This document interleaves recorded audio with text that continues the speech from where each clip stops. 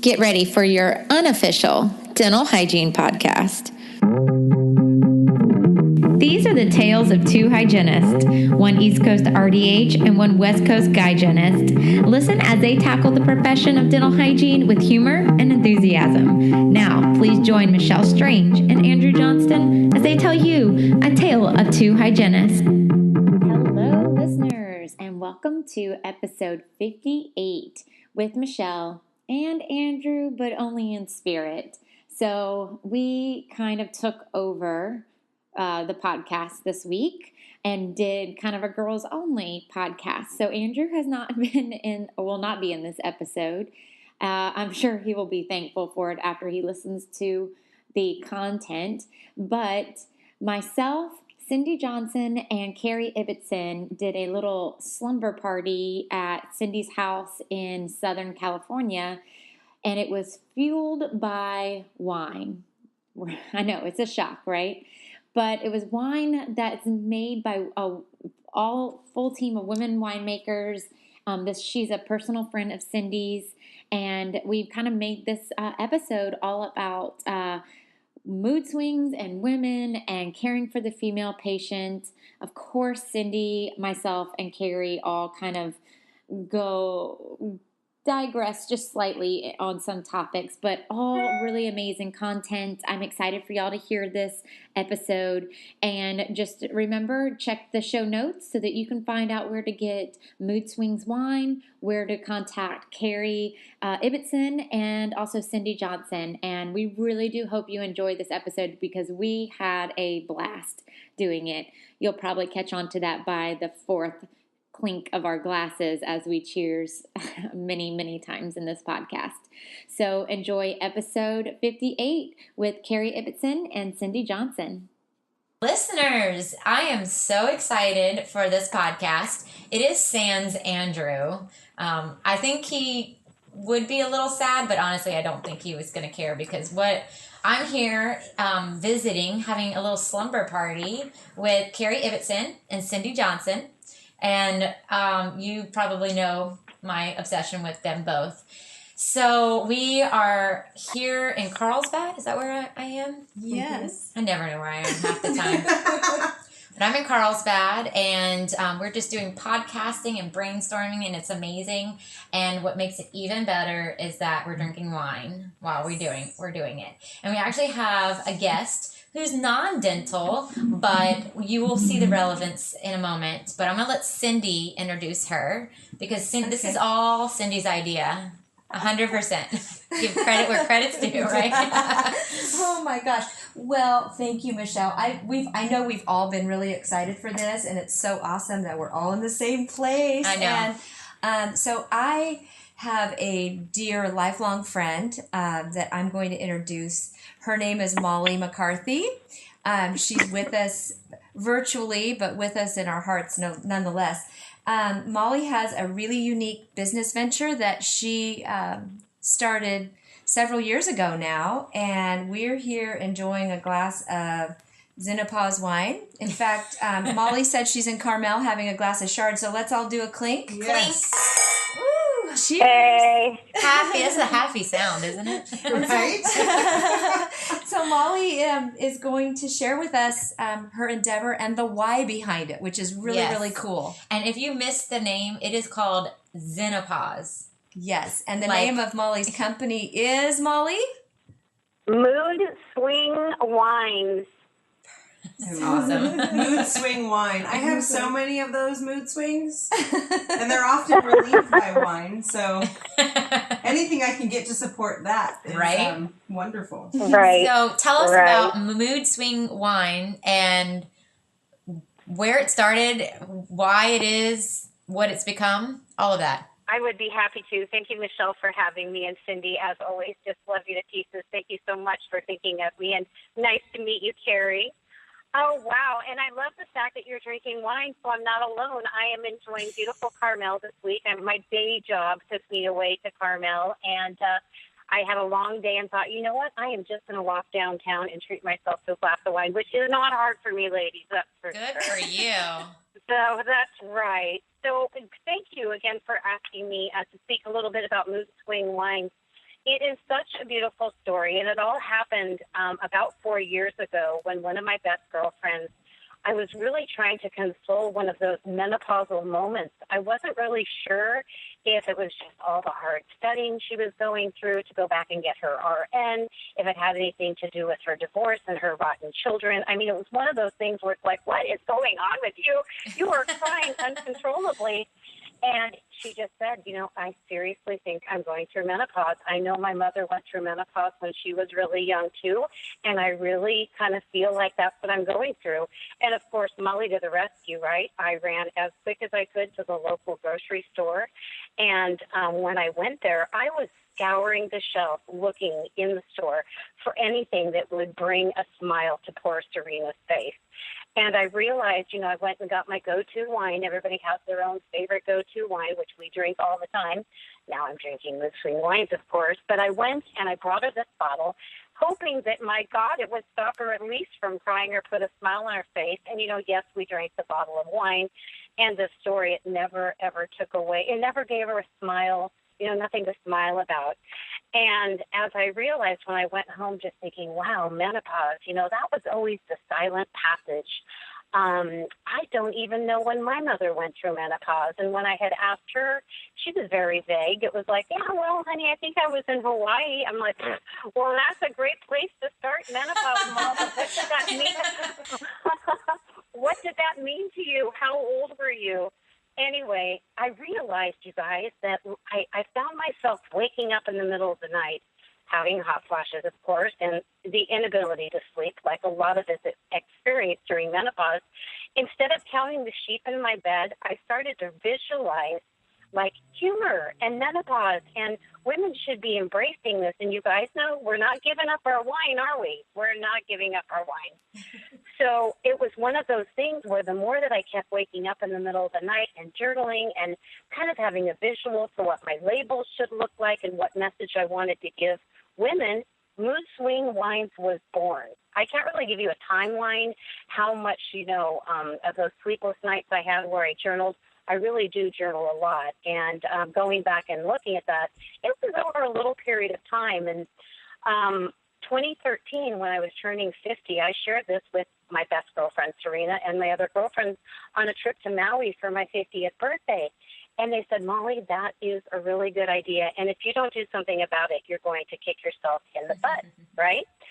So I told them that I wanted Cover Soft Chardonnay, I wanted Zenopause, and I wanted Memory Lapse Merlot. And they're like, oh, my gosh, those names are just incredible. And what I love not just about, it's not the only thing I like is the names, but I've got a fun label, as you guys can see. These are great tasting wines. There's really not a lot of serious thought that goes into it. They're casual, they're fun, they're delicious, they're easy to drink. But what I really want is to give the message to women that, menopause is not the end of our lives. In fact, it's just the beginning, right? Am I right? Oh. It's just the beginning of our life. Oh, my gosh.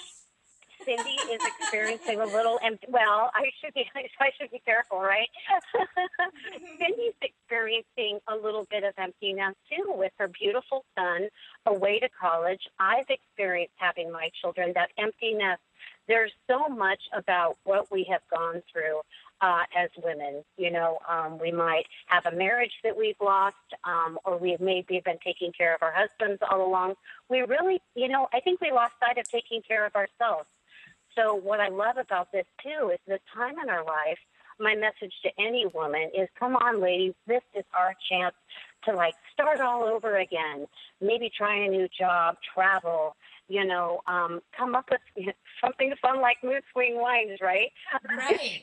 It's one of those things that we can now start to live our lives. And who thought, 4 years ago that I would have a wine company that actually I'm very excited to say has been very successful because the women really do like the wine, but they love the message behind it. I mean, and it's kind of given me a platform to be like the poster child of menopause. You know what I mean? But I just love it. And I think what's great about it, too, is it's offered me an amazing opportunity to meet great new people. I was involved in a reality show called Life Matters, which aired just last July on the FYI channel. Dr. Michelle Gordon was the host of the show, and what was really great about it was kind of a combination of health, fitness, travel.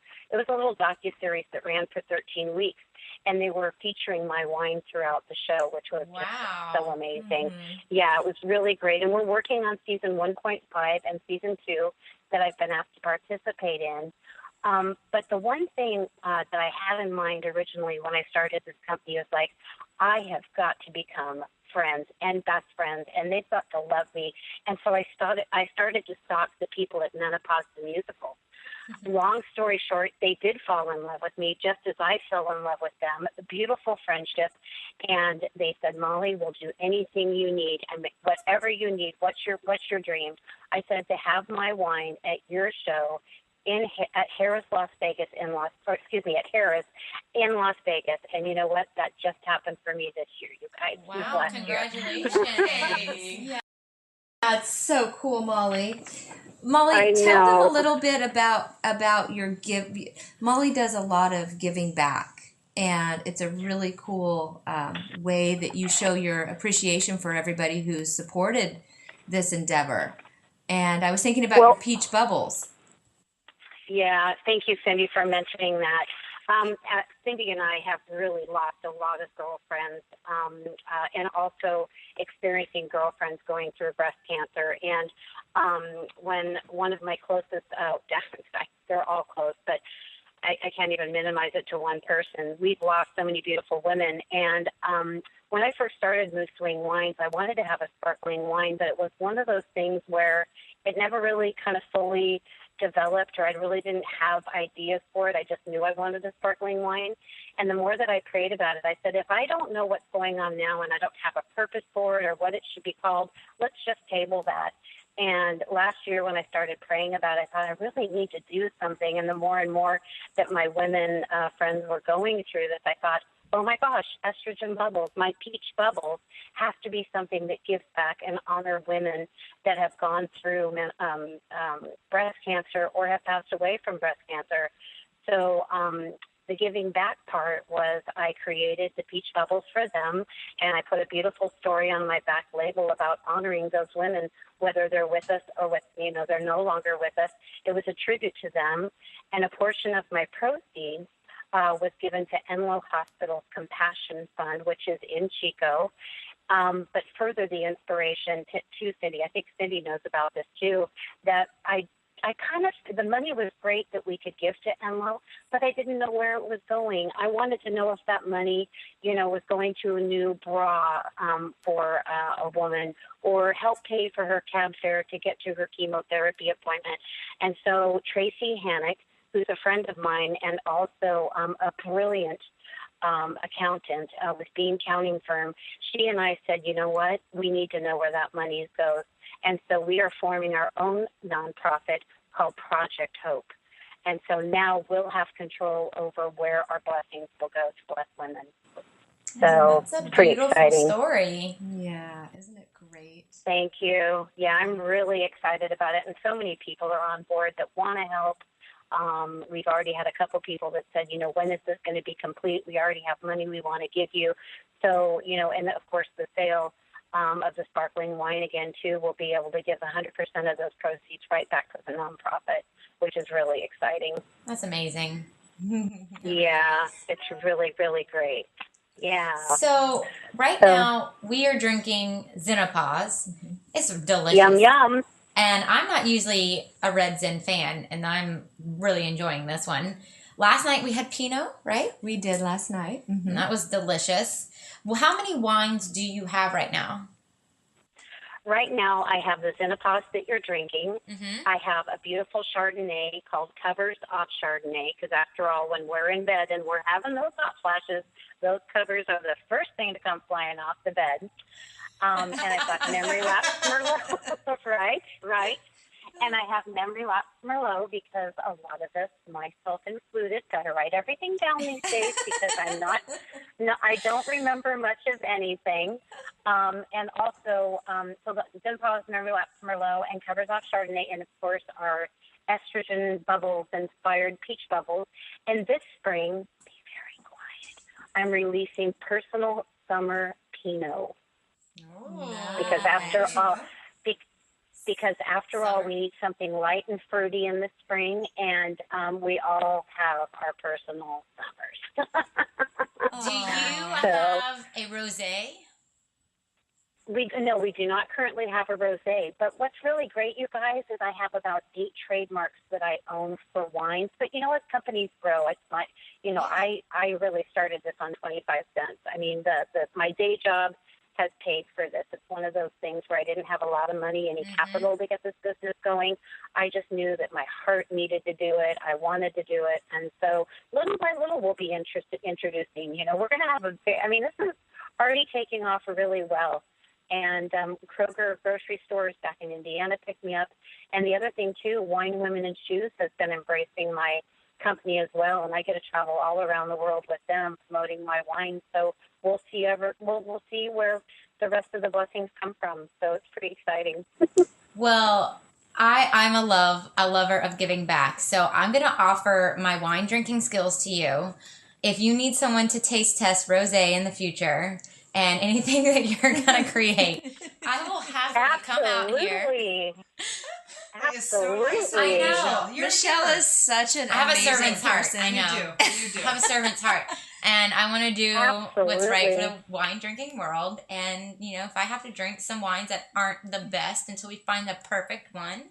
We can almost take these wines, right, and take it to hygienists that are having bad days, even for the younger, the millennial generation, right? Absolutely. Or the ones that make you feel like you're going through menopause. Absolutely. Like the patients and the doctors that just that day where you're like fuming, right? Today felt like menopause, but I'm only 20, right?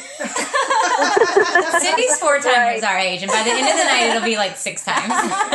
It's progressing as the week goes on. Molly, age has its benefits, right? Oh, absolutely. You know what? And thank you for saying that too, Cyndee, because the people that are listening that are our age, you know what? We are all that. When the girls think they're all that in a bag of chips, well, we are all that in 3 bags of chips. And this is and 3 probably, bags of chips. Right. You know what? I could stand in front of the refrigerator and gain 10 pounds. But the thing, though, that I take home every day, and I really have it in my heart, is that this is the sexiest I've ever felt. This is the most inspired. This is the most, I think this is the best version of myself. I mean, Cyndee and I had some good times way back when we were kids. There's a lot of things we wish we would have learned way back when, but I just love what menopause has given me, such an amazing opportunity to be happy and healthy, give back to women, be with women, and never, ever turn down a glass of wine. Right? Cheers to that. Cheers to Freak sister. Woo woo. Yeah, exactly. That is amazing. And we really do thank you for coming on and telling us about your wine and how it got started and really your inspirational story. Well, thank you. It has been an absolute treat. I love that all of us are drinking wine. This is so perfect. Oh, I'm sorry. You cut out. It sounded like where you could get my wine. We do have a great online grocery cart on moodswingwines.com. Also, by the end of this month, if not the first week in February, we're going to be going live on Amazon, which is exciting as well. Ooh, do you have a subscribe and save button? Because I'm a fan of that. Well, I love the fact, too, because all those primers, man, get free shipping. So you guys are going to be getting right? Big fan. Here's to Prime. So I love that. Yeah, so online, Amazon, locally, I have some restaurants and stores in Chico, but gosh, Kroger Grocery Market is really going strong in Indiana, and we're looking to spread throughout the United States. And everybody has to go see Menopause the Musical in Las Vegas. I can't be more grateful for my friends there. And I'm the exclusive wine there. So why not go to Vegas and see Menopause the Musical? And you have a crazy, amazing logo. Is that just the cutest ever? It is. So, it's so everybody just know, like, when they see the bottle of wine, it's a woman in a red dress, blonde hair, sitting on an ice cube that's melting. With a fan. With a fan. Yep. I see the fan now. With the fan. That is fantastic. If she can grab that fan right out of the wall and still keep her wine, full in her glass, she's good. But, did you notice looking at her, though, she's curvy and she's not that skinny. She's know got what I'm some going to say. beautiful She's not hips. skinny. Beautiful hips, baby. Remember Outflow? Maybe we'll call her Outflow. A lot of Is people that already Flo have. sitting on an ice cube? Oh, my gosh. It is Aunt Flo. Everybody has a different idea about what Aunt Flo should look like, but that's Aunt Flo on a good day.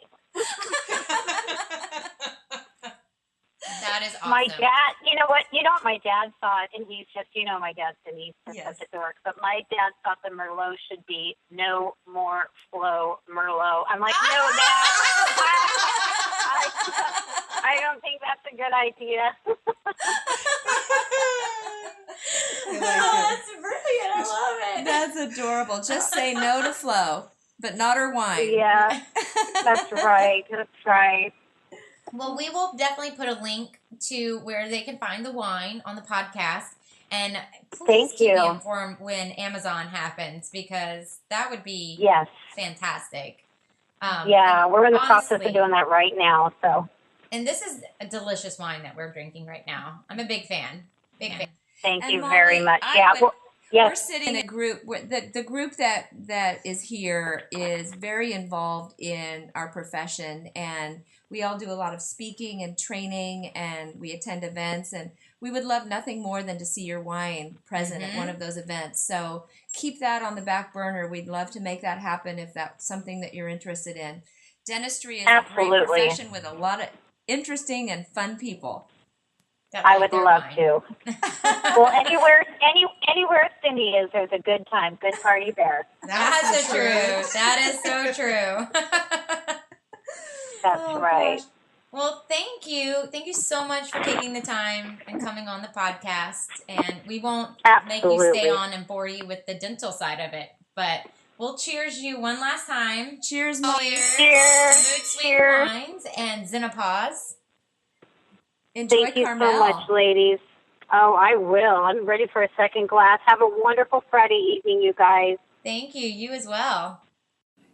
Well, thank you, Cyndee, for that introduction, because we're drinking great wine. And what a great story that was. Isn't she an inspiration? Yes. So the thing is that many of you might be thinking, why are you talking about wine on a dental podcast? But what we're doing, and of course this was Cyndee's idea. You did a great job. You did a great job. This is a great recommendation. So This is perfect. What we're going to tie this into for the podcast is that hormones affect the oral cavity. We're talking about mood swing wines and menopause and what it's like going through that as a woman. And we all know that that does affect oral health and what we're seeing in our patients every day, right? Yes, it's about exactly that, Michelle. And what are the oral ramifications of hormonal shifts? And how do we address that? How do we recognize it? And how do we help our patients through that? Just like Exactly. Molly came up with this wine to help women Get her through friend. menopause, right? Yes. Yeah. So we're gonna do a little something different on this podcast. Normally, we end the episode with story time with Michelle. We're gonna kind of combine story time with Michelle with the interview segment. So we're going to go through a few studies, and we're gonna kind of pull out some little tidbits from each one of them and really just kind of discuss them. Because we as clinicians, like we were talking earlier about what this would sound like and look like. And I mean, how often are you having that patient that's on her cycle? And do you know? Are you asking? Do they tell you? Are they bleeding more because of this hormone that they're going through this at this moment? What happens when they're on birth control and they're going on and off? We know pregnancy is a huge factor in their oral health. Also, though, menopause.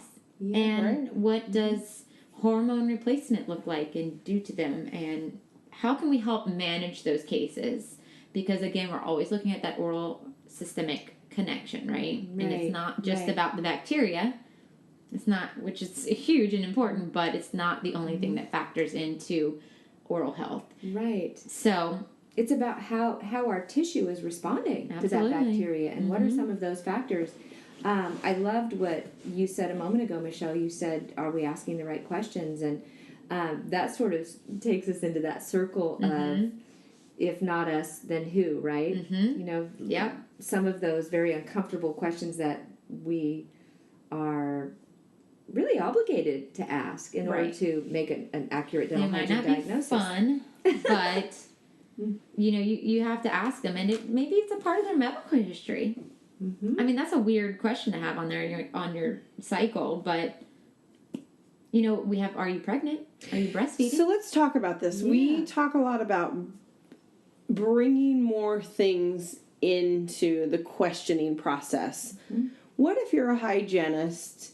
You're in the weeds. You're trying to get through your day. You got 14 things to do, whether they're the right thing to do or whether it's just a policy that you do.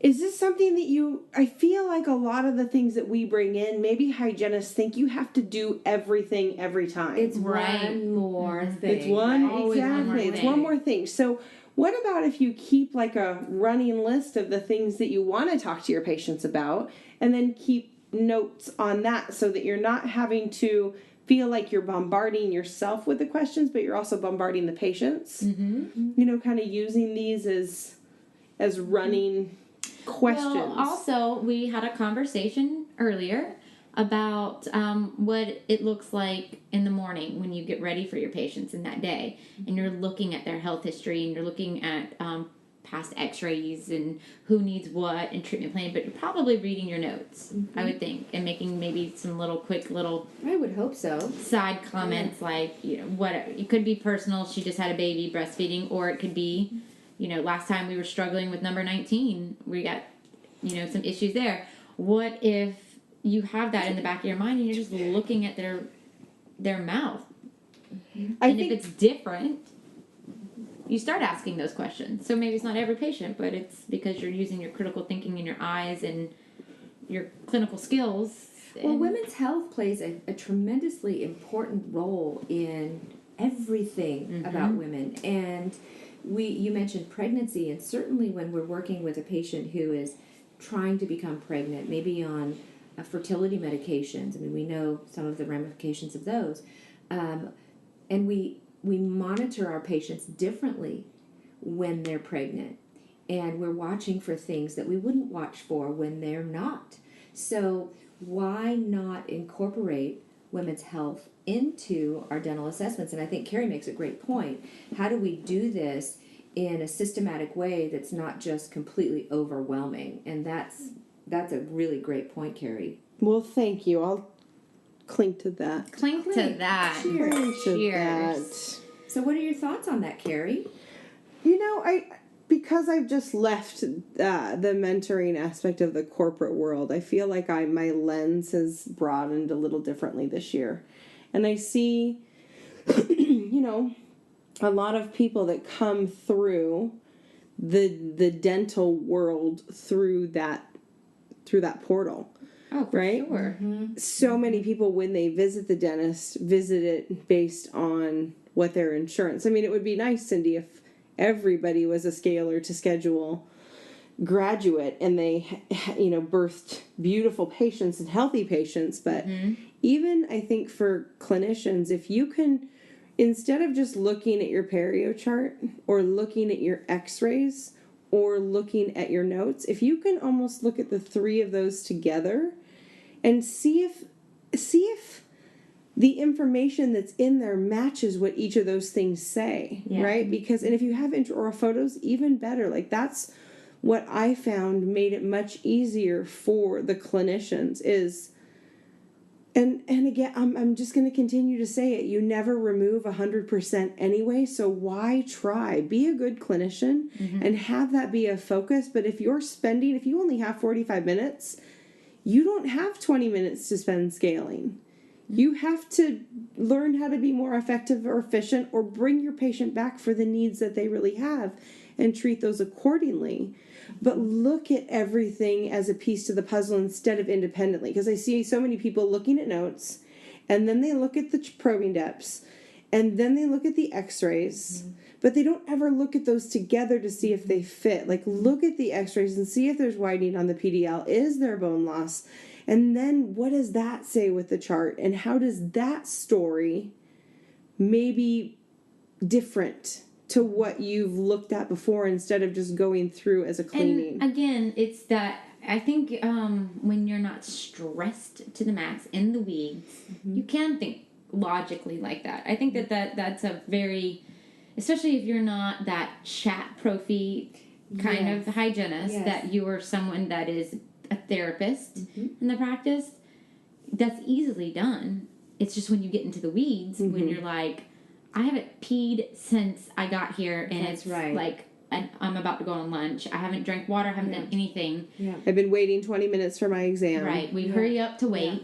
And, you know, that I think you can have that logical kind of frame of thought. I think if you let yourself... And if not, then maybe this is the time to kind of look at what your... Well, I think that point is the one that we really ought to focus on. And by the way, waiting 20 minutes for the exam, I have the solution, and let's circle back to that. Okay, it's please. Quick and easy. Yes. It's really easy and quick. Is it smacking your dentist in the head? No, Okay. It's much easier than that.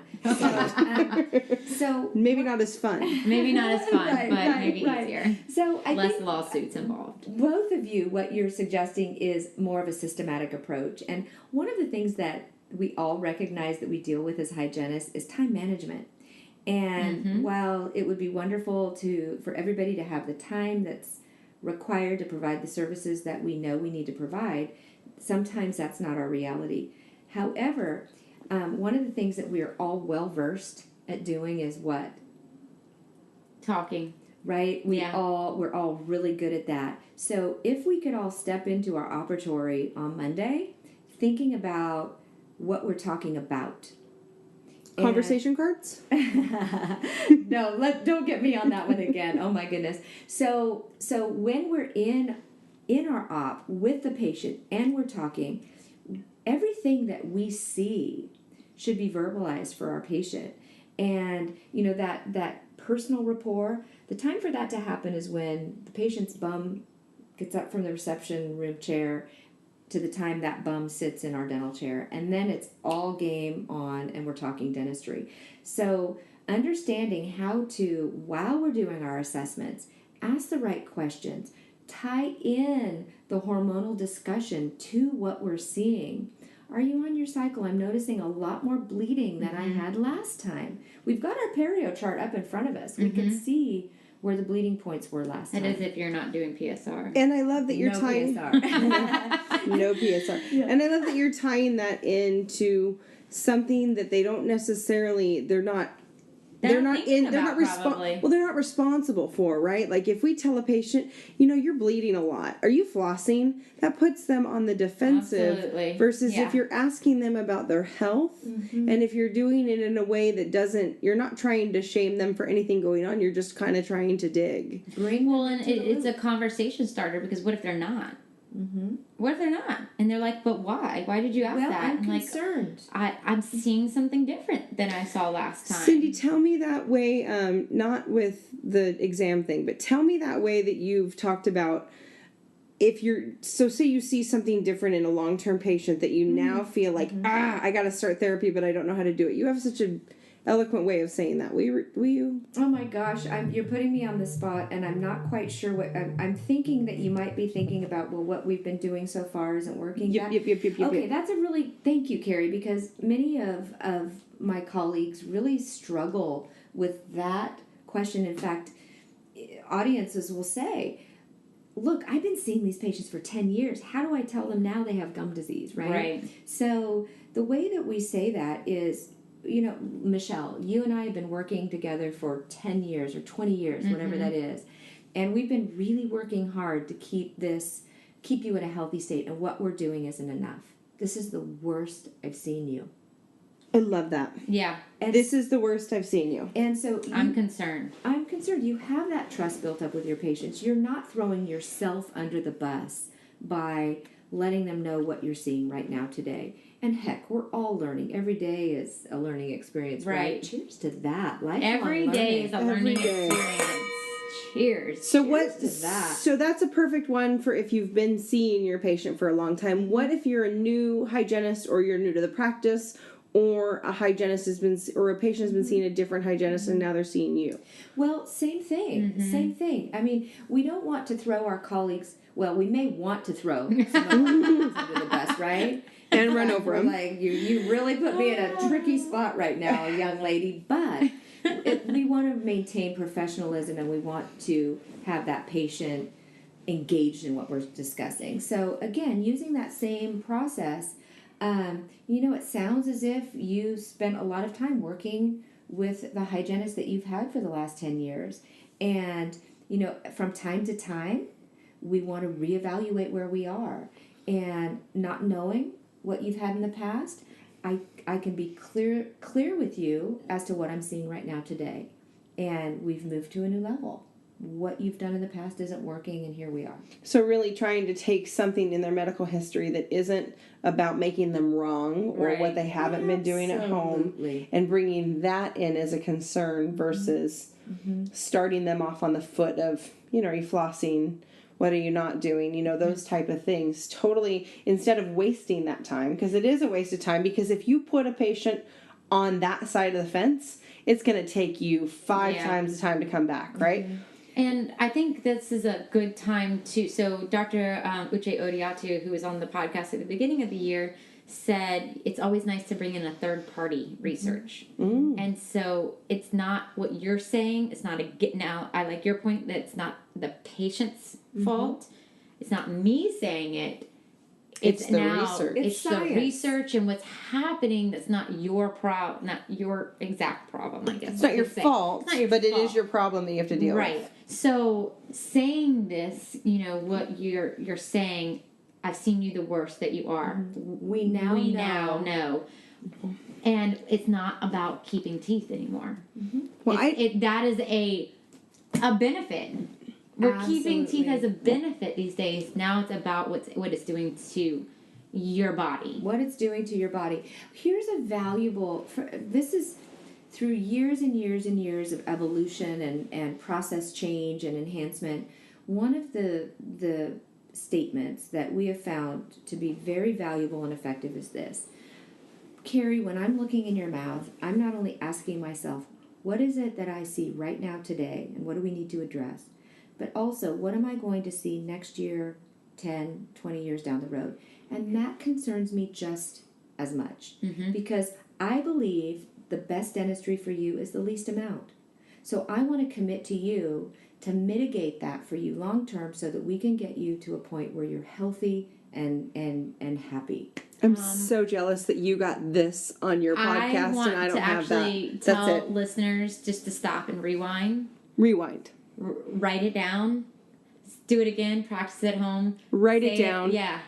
Do it in the mirror. Times. Do it in the mirror. Or watch yourself in the mirror and get comfortable saying it. Practice it with your coworkers, because that's the type of stuff that dreams are made of. That's the type of stuff that your practice, like a scalar to schedule practice, is investing thousands of well-earned dollars into them to get better and more effective and efficient, and your listeners just got that for free. Cheers to that. Cheers. Jeez. Do we have another bottle somewhere? I'm just curious. We just must. want to make sure. I think we have Memory Lapse Merlot. We might want to hold off on that one, right? Molly, what do you think? Memory Lapse Merlot. I'm going to try them all. I'm excited. Yeah, I think we ought to. I like the story of the bubbles too. I do too. That's very sweet, and I like that it's pink. I like that it's not pink; that it's peach. Peach. Because I feel like Everything's pink. everything's pink, and we need another color. Because if you look at the media around the pink awareness, it isn't always that nice. You know what it's about, Carrie? It's about setting yourself apart, right? She just took something and she made it great because she set herself apart. And so what we want to do with our colleagues is we want to set ourselves apart. We want to get out of what is status quo and really make a difference in the lives of our patients. And I think that that's what we're all here to do. Yeah, and if we can help hygienists do that, how great is that? Because you and myself would, and this is not, it's not because I'm better than anybody, but I don't have a problem getting a job. I am an elitist. I am an asshole. Such an asshole. I am. You're right. Both of those are true. But I work damn hard to be an elitist. Different wine. Should we go get her some Andre? Yeah. I want to get you two buck chuck. No. From Trader Joe's down the I street. say there's a thing that we say it's uck the uck. So it used to be, and there was the F missing on that, by the way. She's being very, very... Andrew would appreciate that because he would be here to be like, ladies. Well, that was Starbucks and 2 buck chuck. Those are the things that we would say F them. Okay, sorry, I totally cut you off by calling you elitist, which is not always a pejorative term, but continue. It's not pejorative term. Yeah. Whoa. Is that words? Is that grammar with Michelle too? You're welcome. What's pejorative? You're welcome. I get smarter the more I drink. I got Cersei earlier. You got Did Cersei? you see my sign in my office? I'm silently correcting your grammar.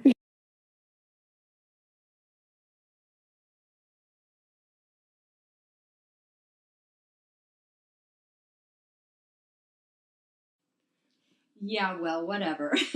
So that brings us to the funny thing about the elite, right? Yes. Because we did just start a Facebook group, ladies, and I think that although here's the part, it's not going to be like the other lighthearted ones, and it's although those are great. I'll bleep those out. There's times. There's times. I think what's so wonderful is that you have to be vetted a little bit before this one, and it's not meant to be above anyone, but to grow and continue to be the best therapist that we can be. It's for those that really want to be the best at what they are. Not that they are the best, but they want to be the best, and they want to become more effective and efficient, and they're not afraid to. But be the best, but always willing to learn. Mm-hmm. That's right, and I know that we talked about it earlier about there are a lot of years connected to the group of hygienists that we associate with. And with those years comes a lot of information that we really are hungry to pass along because we believe in this great profession that is dentistry. And with all of its warts and quirks, it's festering herpes. It's flesh-eating It's bacteria. industrial waste. Oh, what else? Okay, get it out, ladies. Get it out. All of those things. Oh, get it out. All of those things. We want to make it better, and we really... Yeah, good. So Cyndee, as you know, you're at the receiving end of this. I have a lot of things figured out with patient care, but sometimes I have a hard time relating that to oral health coaching. And it's been so fun to be able to call you and ask you questions and be on this side of trying things and go ahead and trust myself enough to try something new and work through it and have it become successful, because there's a difference between oral health coaching and a difference between hygiene, because when a patient comes into a dentist's office, they know what they're there for.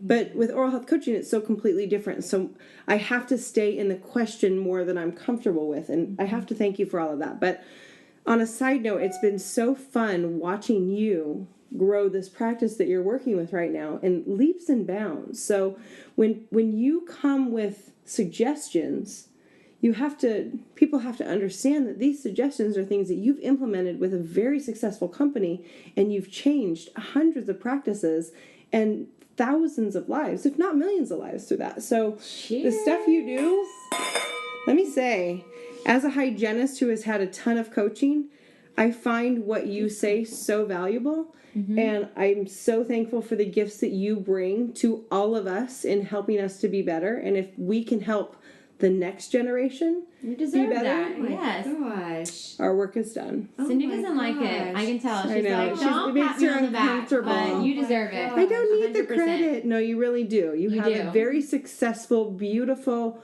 My gosh, boutique thank you. business that people making pay. the world better. Yeah, and people pay, It practices is. pay a lot of money to bring you in, and you are so gracious to come onto our podcast and give like our us listeners. Guys, oh my God. Total minions. minions. We have to stop talking about this, but thank you.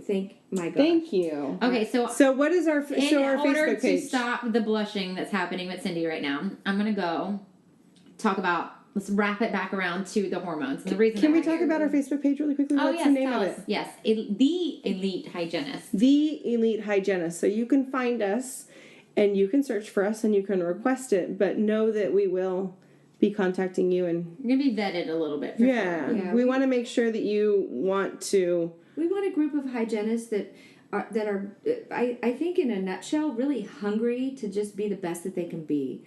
And we are here to serve you, just like we are our patients. And we plan to have this be a mastermind, roundtable, informative, reciprocally informative group. And I think that it's going to be very powerful. Hormones. I want to say I'm feeling really good. And it's because of my hormones. Yeah. And because of Xenopause, right? Xenopause. These Cheers moody to wines. Xenopause. These moody wines are delicious. So I think where we ended before we started talking about other amazing things was how to tie things together in our chair. And if I could just for a moment talk about that time management, the bane of our existence as hygienists. When we are in the chair, the moment that patient's bum hits the chair, I think is where we left off, it's shifting that conversation to dentistry and being able to creatively guide the patient into a dental conversation. One of the things that I would love to share with all of you is once you begin your assessments, and that starts with sitting down, putting the napkin on, and then talking about the head and neck exam that you're going to begin with after you've gone through the health history and the blood pressure. But starting with that head and neck exam, narrating, talking about it. Why are we doing it? What are we looking for and why? Asking women about their thyroid, how often they're having it checked. What was the findings? How are you feeling? Are you noticing hair loss? Are you tired? So you see, we're specifically gearing this conversation to a woman in an age range that this is going to matter. And we call it the drip campaign, right? We're delivering information that we're going to tie in with the rest of our appointment. And I think going back to what Carrie was saying, the bleeding points from before that may have changed, how we're going to tie that in. So it's about every word being crafted perfectly to deliver the hygiene diagnosis that patient needs and deserves. Well, and you know what I think is really interesting about what all the things that you just said is that we talk about how it's not about chit-chatting. It's not about chit-chatting. Shoot me now. In the sense of, how are your grandkids? You went to Disney World? All these things. But this is the conversation. It's not silence. It's called professional rapport, and Yes. people don't You're understand there the for a difference. reason. Okay, ladies, so let's say that somebody listening to this has become intrigued, they're lost, they don't know what to do. What should they do? What should their first step be? Okay, so why are they lost? How many hygienists do you see lost in the profession and focused on the negative, and they haven't had any coaching? So I guess maybe the first thing to do is come over to the Elite Hygienist Facebook page and be open to what we're going to talk about, because a lot of these things, Right. these high level things, unless you're in with high level hygiene. I just got back from Career Fusion, right? That was 4.5 days of intensive stuff. But one of the things that I talked about there was I'm not supposed to be the superstar hygienist. I was not the one that knew what I wanted to do in high school. I was the one that they were dying to get out of high school. Nobody was talking to me about college. My sister said you should be a hygienist because they make great money and you get to pick your own hours. I didn't go in it because I wanted to save teeth. Right. It was during the assisting aspect that I started to become the person that I was, and I started to learn how to talk to people. I was an interesting yet difficult child. I was doing some crazy things. So I'm not supposed to be the cream of the crop hygienist, but I am. But, okay, so I think that is something, it's about personality type and people asking why and wanting to know. And you have the hygienist that's been there for 10 years and is like, but I'm just a hygienist. I shouldn't know these things. Those people are not ever going to be. It's the troublemakers, it's the why askers, it's the people who need to know. Do you think in school you kind of have it? Can you look at somebody and go, there's something cool in them or great or something Like that can be developed? Yeah. You guys, it's simple. It's really simple. What? It's very simple. It's a question about your heart. What matters to you. And if you can sit down and ask yourself if in your heart you want what's best for the person sitting in your chair, you have what it takes to become the best of the best. The elite hygienist. The elite hygienist. If you sit down and ask yourself that question and the answer is, and no judgment here, but if the answer is, I'm doing this because my family needs the money, needs the support. I'm doing this because I don't want to work Mondays and Fridays. I'm doing this because I've got a vacation that I want to head out on.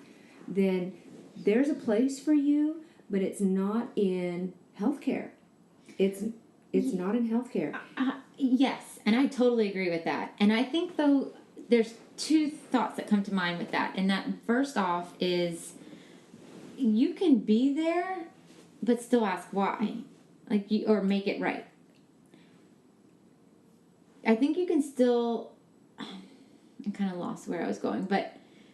And I think there's also a fluctuation, an ebb and flow within hygiene, where you can need to scoot out on a Friday and not really think about anything that happened with that last patient, because that's just being a human being and trying to get through a day sometimes. Right. But there's also, if you care about that patient in the chair, but you went into it just to be that it was easy and it was a job, and now you're getting burned out, maybe if you bring it back to that, even in the worst office, you can find some joy in that. And I think there's a lot of truth to that as well, because there's been a lot of really bad places that I've been in hygiene where I've been ready to check out. I've tried to leave this profession so many times and it keeps pulling me back. Why? Because I've had... What is it that's bringing you back? Oh, because it's the place that I'm meant to be. I don't know. It's the universe. I can't explain it. It's your heart. Okay, then it's my... I didn't know I had a heart like that, but yes, I guess it is. Elitists have hearts. Elitists have hearts. I mean, that's... The bleeding elitist? The bleeding heart elitist.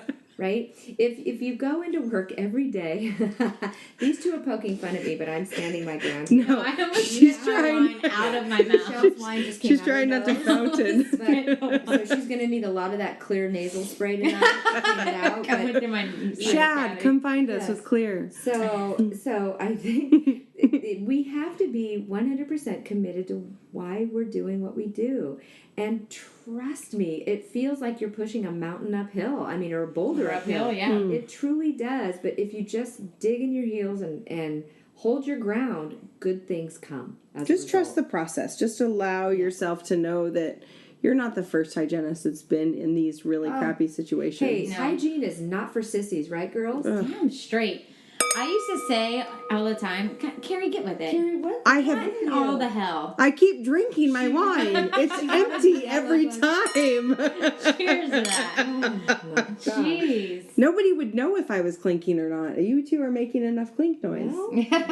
But I like that you want me included, so now we have to drink. We're going to continue to drink our Zenopause. And I want to read you this little excerpt from one of the studies that I found. And this is actually from the Journal of Midlife Health. It's a 2014 article from September 2014. And it's called Menopause and Oral Health. So definitely a good one to talk about. Okay, so for the intro part of it, it talks about, menopause is a normal development stage in women's lives, marking the permanent cessation of menstruation. Good job, guys. I'm going to go through. Let's see. I'm going to look at this. Oral mucosa and female sex hormones. So menopause affects the oral tissues in the same way as it alters the other systems. Alterations in the oral cavity are due to aging as well as hypoestrogenism. Yes. Ooh. Yes. And that's the area of puberty, We're not making fun of you. I said We're I saying love how you. amazing you are. I said I love You're you. not. They are, but I'm going to just continue forging ahead. So we have, and these effects happen at puberty. They happen with females who are taking. Turned around because I'm so into what you're saying that I want to see you, and it was hurting my hygiene neck. Look, he loves me. He does love you. He does. Come snuggle with me. So being able to speak to women and pregnancy, that was the other one. Yes. Mm-hmm. So hypoestrogenism, I mean, that's such a huge area of concern, frankly. And it's also an area that's sort of this void. It's this untouchable void. And I'll just touch on the fact that pharma runs a lot of that, but then I'm going to immediately leave that because there are some. Dip your toe there and yes, run away. I just took it right on out. I dipped it in that cold, frigid Pacific, didn't I? water. And I took it right out. So, but there are some practitioners who, again, like many of us, are willing to push through it and lean into it, as I say. There are practitioners that are willing to work with women and their hormones. But hypoestrogenism causes so many systemic issues. But let's look at it from just the oral health position. When bacteria or pH is altered and sitting against those tissues in a female who has hypoestrogenism, they are going to experience oral ramifications at a much elevated level than somebody who doesn't. And as a clinician, are we able to recognize that and help address that? Well, again, I think it's also a really cool thing that you're talking about coming from a place that likely no other hygienist has talked about. So you're not that same loop, right? You're coming to them. You're not the broken record. You're coming to them with something different, which piques their interest. And it's about them and about, again, not shaming, but talking about things that they likely haven't heard before. They've all heard that they have gum disease or that they're bleeding or that there's this or that there's that. You know, but if you're able to say, tie in the medical history that's not obvious and not make the patient wrong for it and be curious with the patient and try and find a solution with the patient, not for the patient, that's where that relationship is made. That's absolutely right, Carrie. And the intraprofessional collaboration. Right. This is what is so exciting about hygiene. Wouldn't you guys agree? Yeah. I mean, we get to interact with... That's why I don't care if an assistant picks up a scaler ever. Super scale and polish take care all of you that want. For me all day Thank long. you. Because what I'm going to bring to the table is so uniquely different that I'm going to help the... You know, it depends on how you're looking at it. You don't look at production from a hygienist as the biggest value that they bring to the table. But what ekes out of the bottom of a hygiene schedule is narrow thinking. There's so different. So much more to what hygienists do for a practice and a patient. But if you can imagine your life as a hygienist where you're actually talking about these things and building relationships with professionals who deal with hormones, and you're able to say to your patient, you know, you and I have been working together for 10 years. I'm watching this decline. Are you going through the change? I'm noticing a change in your saliva. I'm noticing a change in the amount of buildup and accumulation. I'm noticing a change in the way your tissue is reacting to that. Why don't you see this person and let them evaluate? Maybe we need to look at your endocrine system. How fun would it be to be a hygienist and really go back to those days of thinking of you being a hygienist as your own business and get out into the public and go see the naturopaths that are in there, or go join Rotary or Chamber of Commerce, or do something that you become part of your community and your community knows you as a thought leader. Because even if you're not in the job that you love, that's going to help you get another job. Be a change makers. I don't know a doctor out there. I've yet to meet in my few years of dental hygiene. I've yet to meet a dentist who says, I don't want my hygienist performing in the community at this level. Yeah. Oh, come to South I don't Carolina. want my hygienist. Sadly, South Carolina. In North Carolina, they don't even let them do anesthesia, or Georgia. Well, so okay, sad and another subject, but how are we promoting the practice on behalf of the doctor by doing this type of hygiene? If you want to come into my room and inject my patient so I can provide a service, great. But my bubble is quite a bit larger than this. It extends much farther, for sure. So one thing in this that I find interesting, so this talks about, it says, oral mucosa resembles vaginal mucosa in the histology as well as its response to estrogens. So sex hormone receptors have been detected in the oral mucosa and salivary glands. And estrogen can affect oral mucosa directly or through neutral mechanisms, thus altering the periodontal health in menstrual and menopausal women.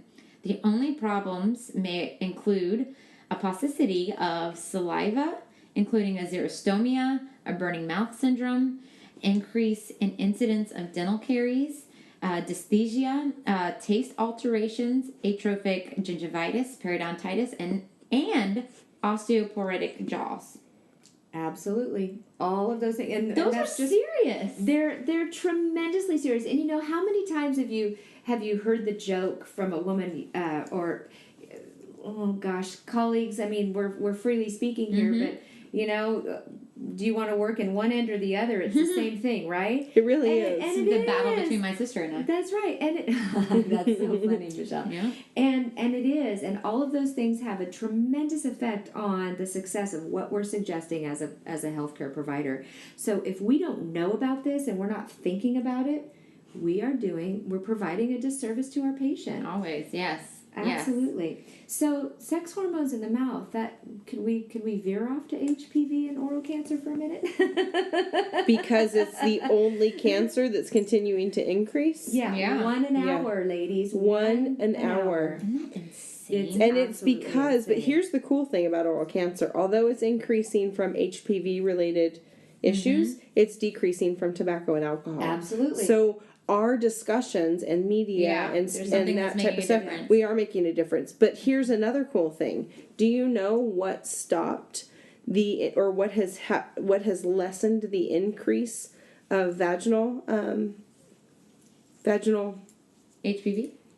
Vaginal cancer? Oh, yeah, do tell, Carrie. Early screening with fluorescent detectives and things like that. Advanced screening. Girl. That's what slowed down the progression of vaginal cancer, was using the same light that you have with what we can use in the mouth now. Same tissue, right? You just said it.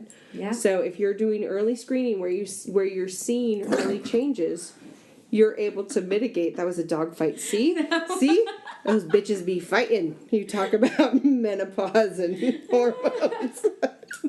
Oh my God. I'm pretty sure one was sleeping and the other one was like, play with me. Oh, that was so funny. That was perfect. So let's also then, so we talked about menopause. Let's go back like 100 years and talk about puberty. 100. Oh, that was before my arms got really short, right? Yeah, Cyndee is at least when 7 you were times still able our to age do now. hygiene. 7 times our age now. Let's talk about that. Let's talk about puberty. So, this is a different study. This is called Dental Management of the Female Patient, and it is going to be from your Periodontology 2000. So this is a John and Wiley and Sons publication. So it's from 2000. It's actually printed in Singapore. And FYI, guys, other countries matter with research. It doesn't have to just be from the U.S. Oh, we're not the only people on the planet? I know. The human race does branch into other countries. It's crazy. So this says an exaggerated periodontal tissue response and periodontal risk factors may occur during puberty in male subjects and female subjects. In the pubertal female patient, the tissues are likely to present with inflammatory responses as a result of elevated sex steroid hormone levels, which are irregular until post-pubertal hormone stabilization. An enlargement of the gingiva may occur in areas where food debris, material alba, plaque, and calculus are deposited. The inflamed tissues can become erythematous, lobulated, and retractable. I love that word, lobulated. Lobulated. I can't say that I've used that in my vocabulary in I use it in my talk a lot. Look at that lobulated tissue. Lobulated. Lobulated. It's just fun. It rolls off the tongue. Yeah, it does. Lobulated. Go back, I'm sorry. Okay, so bleeding may occur easily upon mechanical debridement of the gingival tissues, especially interproximally. Shut your mouth. It'll bleed between the teeth? Interproximally. Oh, is that keratinized versus unkeratinized tissue? I don't know what you're saying. Are those words that I should know as a dental hygienist? Maybe. What? Orange peel versus vaginal? Vaginal? Okay, so during puberty, education of the parent or caregiver is an integral part of successful periodontal therapy. Preventive care, including vigorous implementation of oral hygiene, is vital for maintaining periodontal health. Milder cases of gingivitis in puberty respond well to scaling and deplaquing, along with frequent oral hygiene enforcement. Severe cases of this type of gingivitis may require microbial culture, antimicrobial mouthwashes, and local site delivery of antiseptic. Periodontal maintenance appointments may need to be more frequent. Are they talking about coming in more than every 6 months? Oh. Gee, let's talk about that. But then while we're in that. puberty, let's throw some ortho into the mix, shall we? Please. Wow. And children that don't know how to clean their teeth properly because it wasn't started at a really early age. Yeah, folks, they can come in every 3, 6, 4, every 8 weeks, every week. It can vary depending on the necessity of the patient's issues. The clinician should also recognize that the incidence of asthma and or mouth breathing may be higher in pubertal female and male subjects. The incidence of asthma also increases after puberty in female subjects. This may cause gingival enlargement, especially in the anterior area of the dentition, possibly as a result of surface dehydration. The clinician should recommend meticulous home care and increase the frequency of periodontal maintenance appointments and dental caries evaluation.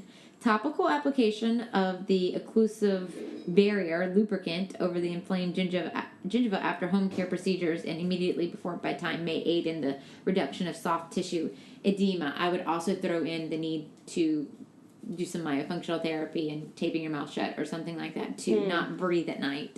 So it's not just... Really look at a tongue tie, too. Yeah, look at a tongue tie. So it's not just about putting a Band-Aid over the situation, but looking at what's happening. So that's puberty. And then menstrual cycle. Let's talk about that. So the monthly reproductive cycle can be separated into 2 phases. During the luteal phase, is that a proper way to say that? I've never actually said that word either. Yeah. Increased gingival sensitivity and bleeding have been reported. Women who present with increased periodontal inflammation and tenderness should receive periodontal maintenance therapy every 3 to 4 months. Absolutely. During the luteal phase, an increased incidence of intraoral recurrent aphthous ulcers have been reported. That's interesting. That is. Have either of you seen that occurring?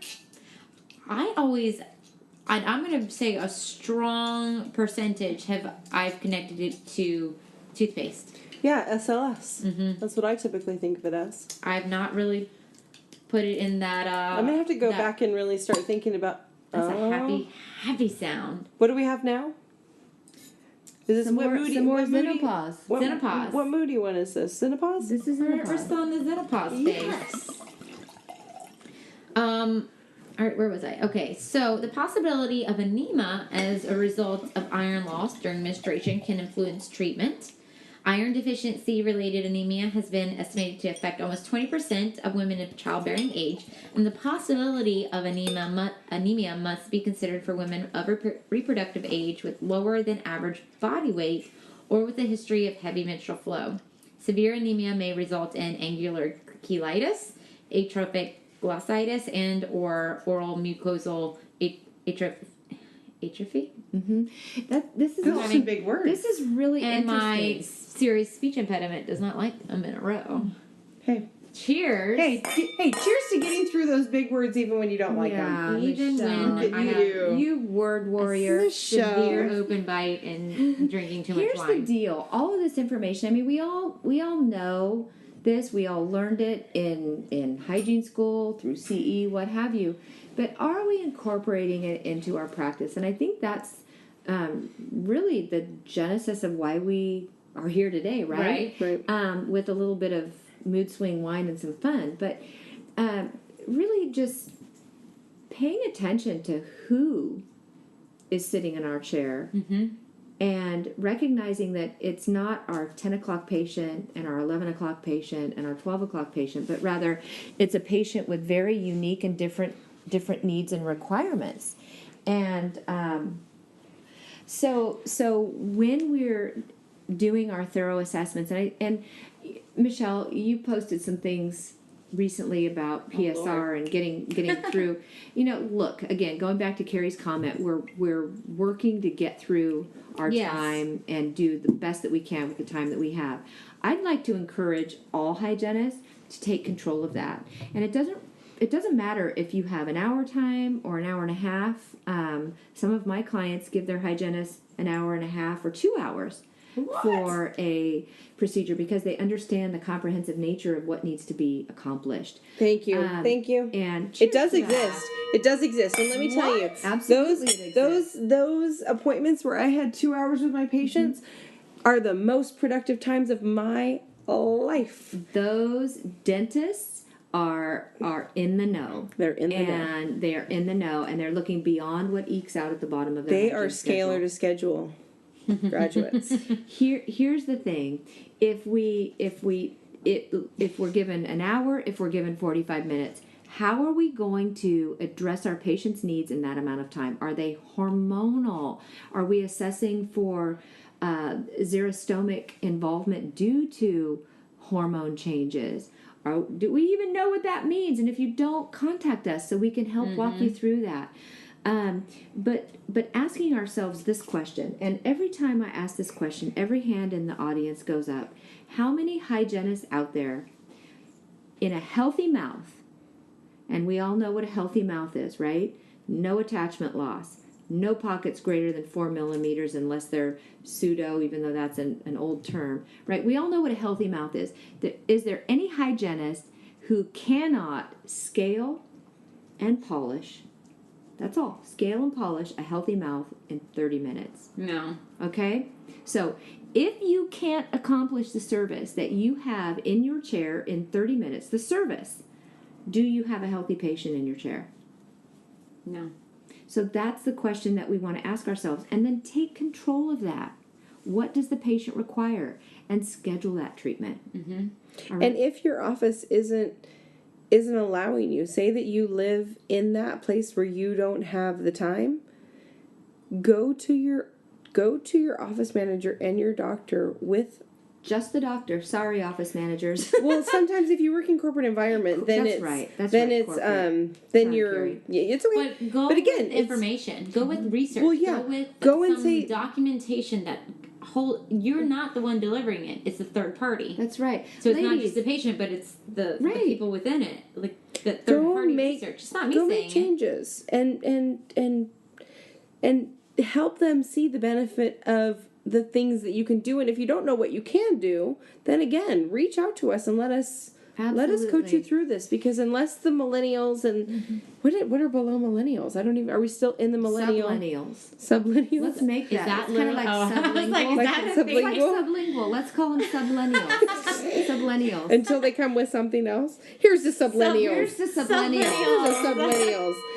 But if this baffles you, and if you're working in an environment that doesn't feed you emotionally and doesn't feed your heart, instead of burning out and instead of checking out and just going through the motions and becoming that chat and polisher, utilize this opportunity to hone in your skills and really do a vision board, do a something so that you are creating an office that you want to be in. And it might not be that office that you're in right now, but you'll find it eventually if you keep working. Don't throw your doctors under the bus until you've spoken to them. Yeah, and your management, because they look.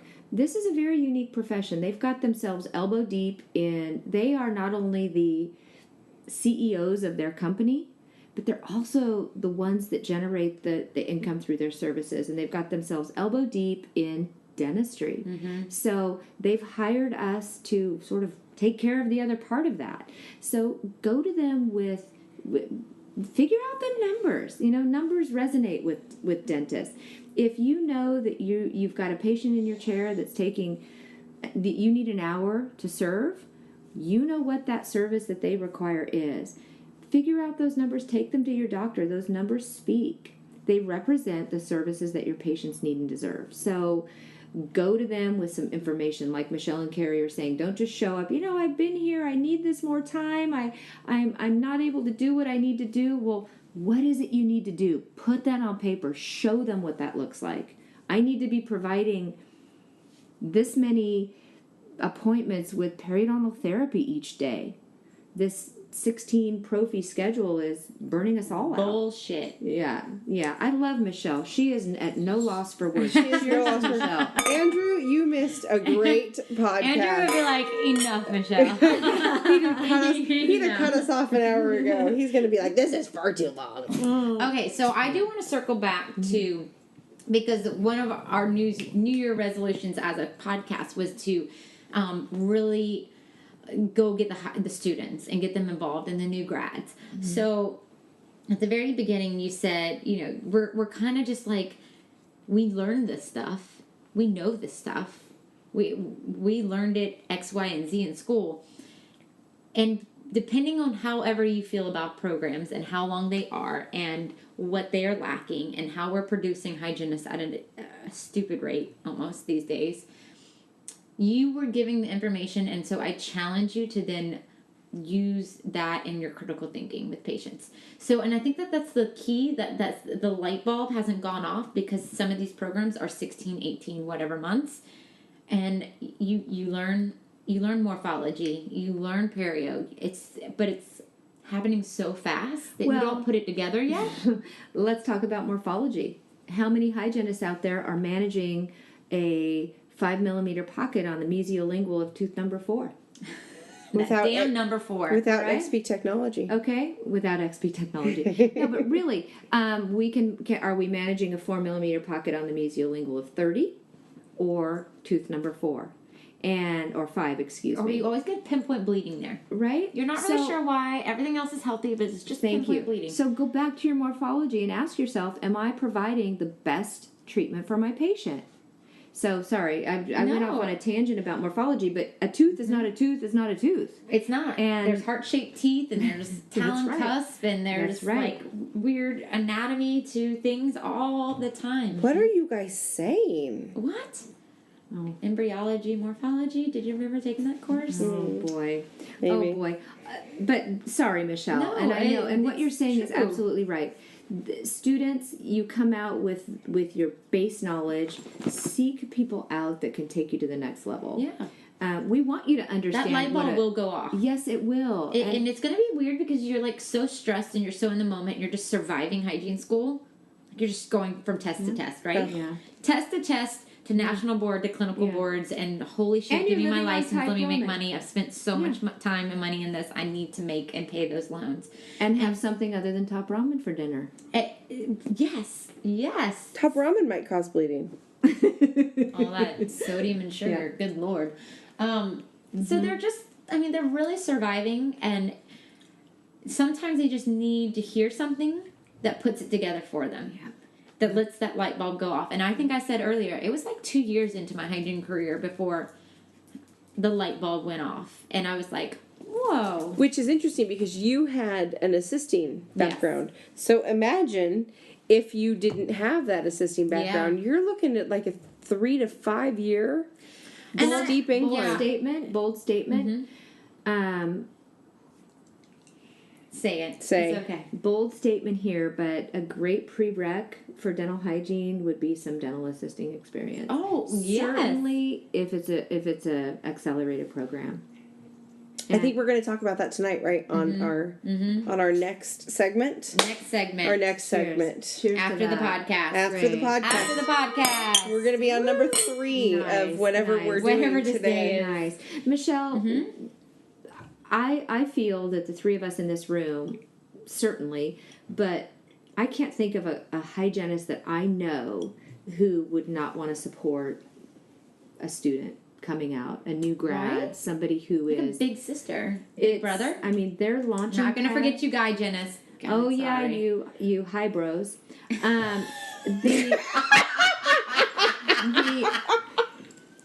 I've never. This dog's eating me. I love that there's a new one. So we have Mr. RDH, we have Guy-genist, and we have Highbrows.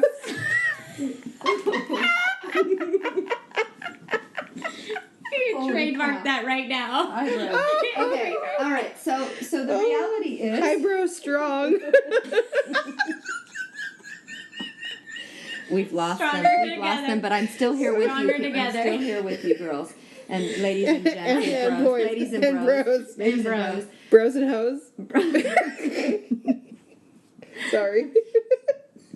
Don't get us So started. your launching pad when you get that piece of paper in your hand is what's most important, and that launching pad is something that we would love to help you with. And if you have any questions, if you want to reach out to us and learn what it's like out in the real world, out in the trenches, as we all say, which is so passé, but absolutely. But we are in the trenches. We're, not anymore. How many years clinical? Of hygiene? No. Just clinical. 15. How many years clinical? 32. And I'm 23. So that's 60 roughly. So, And we're just that's a drop just in the bucket. yeah, that's just the three of us. Yeah, it's just There's- the three of us. I mean, again, that career fusion. I can't. Experience is not necessarily Wisdom. Time is not wisdom. Experience is wisdom, and that's what we have that we want to share with you. So Absolutely. So I guess we should probably wrap this up. I mean, I we're do looking want at to take a hot second for oral contraceptives. Okay. hugely important. Yes, Let's not because interrupt. isn't that the most important? It is. There's so Right? many of us out there that are Because trying to yes, prevent pregnancy. you have your thank God. Thank God. More people should. It should be so true.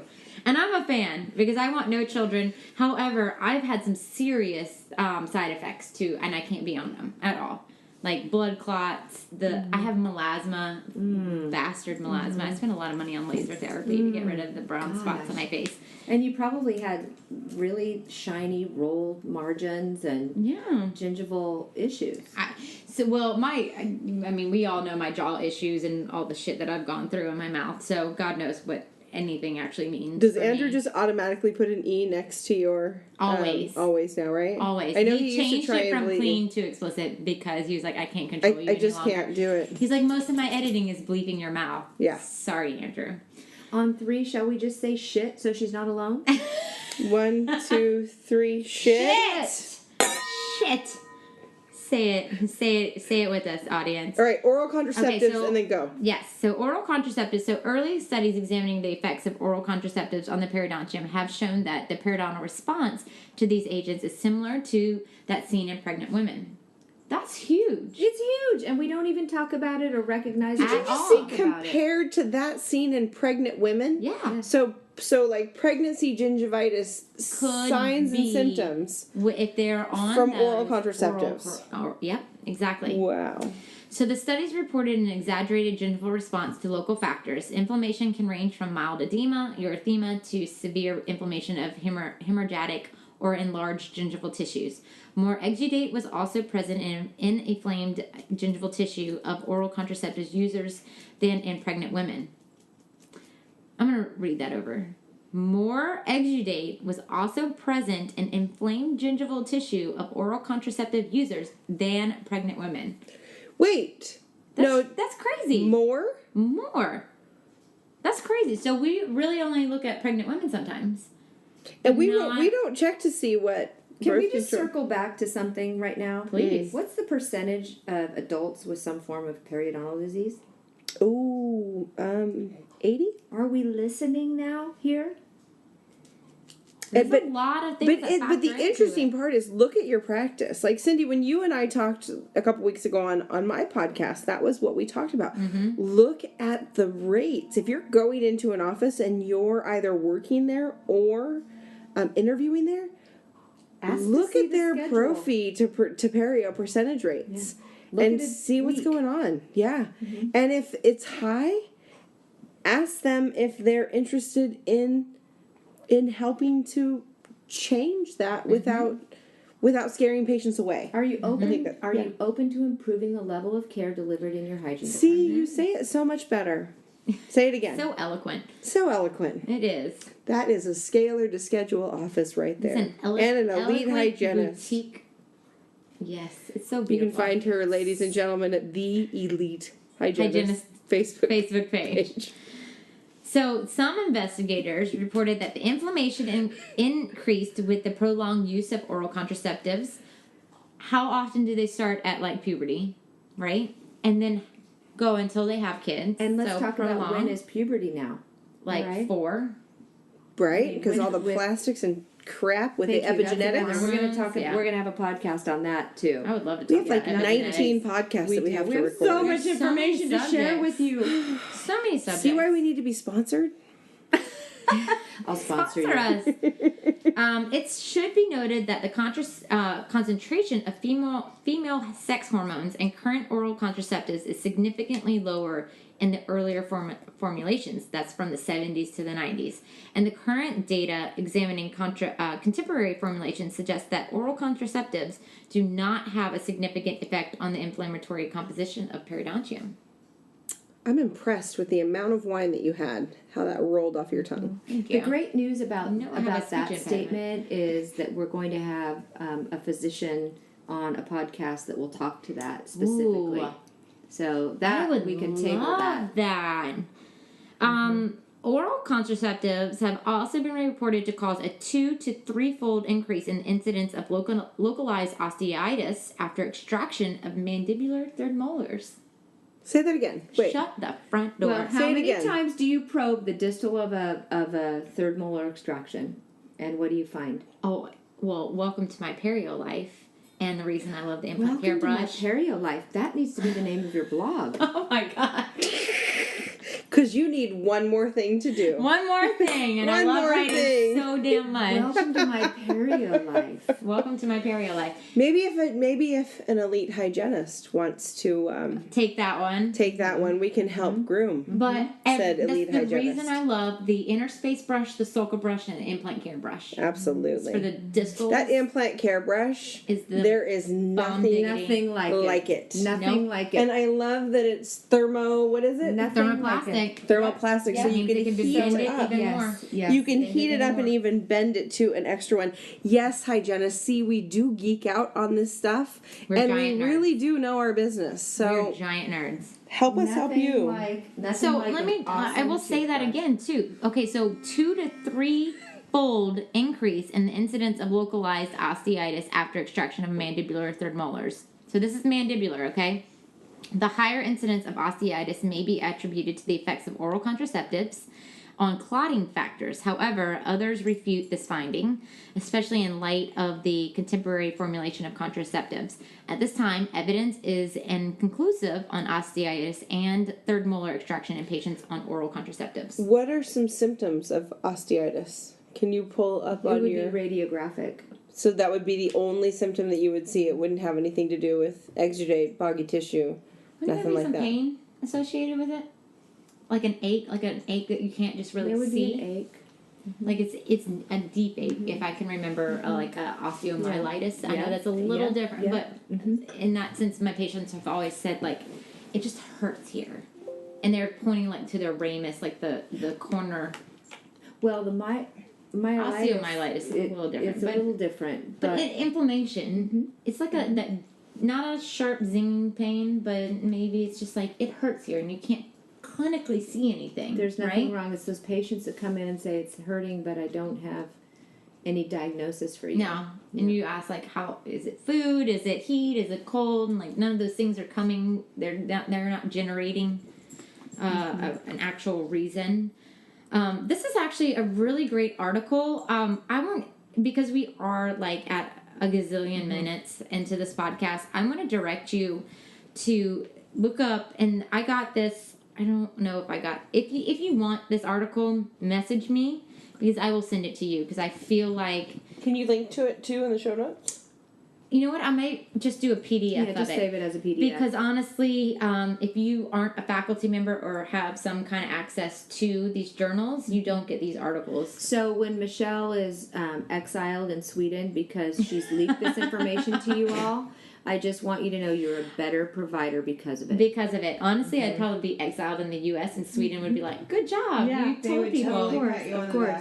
Totally. And there's a tepe brush to deal with that back area too. So that is the nice thing about your... Well, let's post all of that information for the listeners. Totally. All of the... Dental management of the female patient. I think this is a really all-encompassing article of all the different things that we can be looking at. I also encourage you to go check out Mood Swing Wines. I encourage you to check out Mood Swing Wines before you read the article, because sit down with a glass of wine put your as feet up. Story time with Michelle should be Absolutely done. Absolutely. That should be handled with only a glass of wine. Never with anything else. Maybe beer. No. Nah, I don't know. Wine's the best. Hey, good on you for growing this podcast in the last year. You've done a great job. It's the with best it. podcast of all. Hey. It is. Wow. Well, shouldn't she just win that award? We got to tell her that. All right. It is. Hey, she's in the 50s. I'm in the teens. So you're right. Absolutely. No, but it's... Can we cut that part? No, please leave it in. Oh my God! Ow, It is Carrie! the best. Ow, Carrie! Ouch! Stop punching her. Stop hitting her, Carrie. It's not that bad. She didn't mean it. She didn't mean it, Carrie. Ow! Oh my God! Do you guys have any sutures? That's right. I will cut a bitch. Ow! No, but we appreciate that because it has been something that Andrew and I have struggled. You have done to an go amazing through job. all the jinxes that this podcast has come across. Hey, your cease and desist didn't stop you, so why should I? Damn right. Cease and assist, episode 3. Screw you, Patterson Dental. Whatever. Oh, jeez. All That's right. a can of worms. A can of worms. Hey. And we love you, listeners. I want to also encourage you to check out the Elite Hygienist page, Scalar to Schedule, and also Healthy Mouth, Healthy Life, and CarrieIbbetson.com. Oral coaching. OralHealthCoaching.com. Yep. But All of these things. CarrieIbbetson.com is where the rest of it is. CarrieIbbetson.com, and that is IBBESTON. Nope. IBBETSON. An Shit. Ibbet. I'm You were silently close. Son of an Ibbet. It's the son of an Ibbet. There you go. Not Son a of ton an of a ibis. It's And then the son of an also Ibbet. moodswings.com or moodswingswine.com. Wines.com. And we thank You're not you allowed to again. give anybody's. You can read really well But I can't. after wine, but you can't. I can't give links. Speak. So Take it down. So cheers. to Cheers, Michelle. Cheers. ladies. Damn it, Carrie. Keep Carrie, your glass gosh, in your hand. Carrie, For the Ibbetson.com. love of ladies, cheers. Cheers. Cheers. To hygienists. See you next across the time. globe. Bye, hygienists.